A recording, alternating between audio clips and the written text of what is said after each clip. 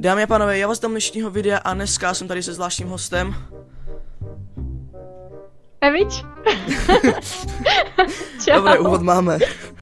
Dneska jsem si pro vás přichystal tady rozhovor a mám tady 6 otázek a dozvíte se názor. No. První, proč natáčíš na YouTube? No, já jsem nějakou dobu youtubery sledovala a přemýšlela jsem nad tím, jestli do toho taky jít nebo ne, ale jako věděla jsem, že by to mohla být věc, která by mě mohla bavit, ale bála jsem se toho, co na to řekne okolí, takže asi půl roku jsem nedělala vůbec nic, jenom jsem furt o tom mluvila. A potom bývalý přítel, teda teďko už, tak mě v tom jakoby podpořil, ať to zkusím a že vlastně nezáleží na tom, co si myslí ostatní, ale co chci já, protože oni ze mě ten život nežijou, že jo. Takže jsem do toho šla a takhle to vzniklo, no. Druhý, jaký máš názor na celkový YouTube? Hele, já jako YouTube, já ho nějak extra neřeším, já si jedu hlavně to svoje, jako jasně nějaký youtubery sleduju nebo to, ale někdy mi připadá, že to, co se řeší na YouTube, takže se tam s prominutím řeší fakt sračky. A že tam zbytečně jakoby někdy do sebe ty lidi šijou. Přijde mi to úplně zbytečný, prostě někdy až moc vyhrocený a to je asi tak všechno, no. Řešijou toho moc zbytečně. Jo, přesně. A hlavně Datla, ten taky jede, no, sračky, popravdě. No to jo, jako Datla toho já zrovna moc nemusím. Já taky nesleduju, ale dřív měl dobrý videa. Třetí, chceš brát YouTube jako práci nebo jako zábavu? Ideálně oboje. Nechci, aby se z toho stalo stereotyp, protože já třeba chodím do práce, která mě baví, ale ten YouTube bych chtěla, aby to byla prostě zábava, která by mi vydělávala peníze, což ono jako to vydělává, to zase jako jo, ale pořád ještě mám tu svoji práci, do které chodím a já bych třeba chtěla, aby ten YouTube byla moje hlavní práce, abych nemusela být svým takovým způsobem jako furt něčí otrok. Jo, furt prostě se musíš někomu přizpůsobovat. Zatímco ten YouTube si prostě jedeš tak nějak podle svýho. Když se ti prostě nechce, tak nemusíš, jako sice je to tvoje blbost, že to má taky na to nějaký vliv, ale prostě seš sám sobě pánem, než když furt musíš někoho poslouchat. Děláš to podle sebe prostě. Jo. Čtvrtá otázka, co jsi čekala, když jsi přišla na YouTube, nebo když jsem dala svoje první video, co jsi čekala jako za reakci lidí? No, upřímně jsem se toho docela bála, hlavně v mém okolí. A samozřejmě, že nějaký ty reakce na to byly. A ne vždycky úplně jako dobrý.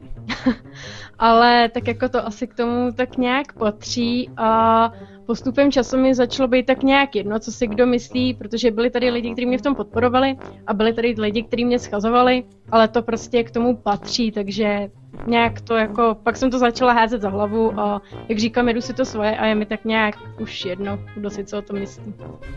Pátá, měla jsi čet, jako že skončíš na YouTube, nebo že přemýšlela nad tím? Ne, zatím to ještě nepřišlo. To si jediná, koho takhle znám. A šestá, poslední, jaký máš názor na jiné youtubery, třeba Gogo nebo Daklok, nebo tady ty youtubery? No, tak upřímně zrovna Goga, tak já ho jako nějak nesleduju, já si akorát pamatuju, že dřív točil nějaký ty videa a furt tam říkal to šiška, to je video, který si pamatuju, protože přítelovo brácha mladší, tak na to koukala, já jsem říkala, že co to je za píčovinu a najednou o pár let později je to jeden z nejsledovanějších jako youtuberů na československé scéně, tak to jsem trošku jako nechápala, ale myslím si jako, že je dobrý, no, že to zvládl a co se týče Datla, tak toho moc nemusím, nevím, jako třeba v reálu nemusí být špatný, ale na tom YouTube ho úplně jako nesleduju a nevím, no. A co třeba TV Twix? Připadá ti, že hodně těch videí sfalšují, nebo? Hele, TV Twix, mně se třeba líbí ty jejich prozkoumávačky. To se mi třeba upřímně líbí. Ať už je to prostě real nebo ne, tak prostě mají to dobře udělaný a líbí se mi to. Ale jinak je moc nemusím vzhledem k tomu, že ono jim je tolik, kolik jim je, prostě jsou to dospělí kluci. A chovají se jako brťáci. A jak se furt neváží do Carrie Kirsten a takhle, já ji třeba nesleduju, mě je ta holka úplně jedno. Ale já si myslím, že tyhle ty věci by se vůbec na YouTube jako vytahovat neměly a že se chovají někdy až jako moc dětinsky. Ale jako jinak ty prozkoumávačky mají dobrý, ale jinak je nemusím. Takhle bych to řekla. Viděla jsi tu novou prozkoumávačku, jak tam byli v tom domě Poltergeistu, nebo jak se to jmenovalo? Já jsem teďko upřímně dlouho už od nich nic neviděla, tak možná měsíc jsem od nich už nic neviděla, takže asi ne. Se na to podívej, tam šlo na začátku poznat, že tam, jak mají ten detektor na ty duchy, šlo poznat, že to tam někdo zapíná. Fakt? Já se pak když tak na to kouknu, jako víš co, mně ani tak nezáleží na tom, jak moc je to real nebo ne, ale jak to mají zpracovaný. Jo, je to takový... Dají si s tím práci i tak, když je to fake. Jo. No, přesně. Podle mě jde o to, aby se ty lidi třeba báli, ale to třeba si myslím, že ten účel to splní, takže to. Mně se třeba nejvíc od nich líbil, jak tam šli do toho lesa českého strašidelného. To bylo... Jo, v tom Branišovským. To bych ani neřekl, že to bylo fake, protože jak tam šel ten, nebo tam proletěl ten duch, já jsem potom nemohl večer usnout. Fakt? Já jsem tam byla taky a když jsem viděla to video, tak jsem z toho taky měla blbý pocit. OK, tohle by bylo z dnešního videa všechno, díky, že jsi tady byla se mnou na ten rozhovor. Určitě se podívejte na její kanál, má zajímavá videa, rád se jdu ty tvoje strašidelné videa, vždycky potom večer nemůžu usnout a co mi nevadí. Tak to mě těší, to má splnit. Určitě má luxusně zpracovaný videa, dává si s tím záležet a ještě bych se chtěl tak zeptat, to určitě vystříhnu, nebo to je na tobě. Jak se natáčela to video s tou mrtvou holkou, jak ti psala, je to fake nebo ne? O tom asi udělá každý obrázek sám. To je těžké, ne? Já bych řekl, že to je fake, ale zároveň, že není. To je...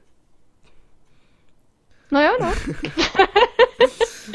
OK, to je všechno z dnešního videa, děkuji, že jste se dívali a ještě jednou děkuji, že tady se mnou byla a čau. Já děkuju, měj se hezky, čau.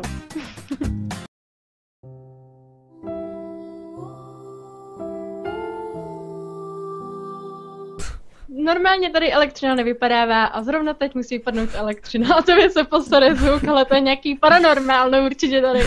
Přivolá vzduchy. Jo, to bude určitě ono. OK, to je všechno z dnešního videa, ještě jednou, že děkuju, že... Jsem se do toho zapletl. OK, tohle je teda všechno... Sorry. Promiň. Je to dobrý. Už mlčím.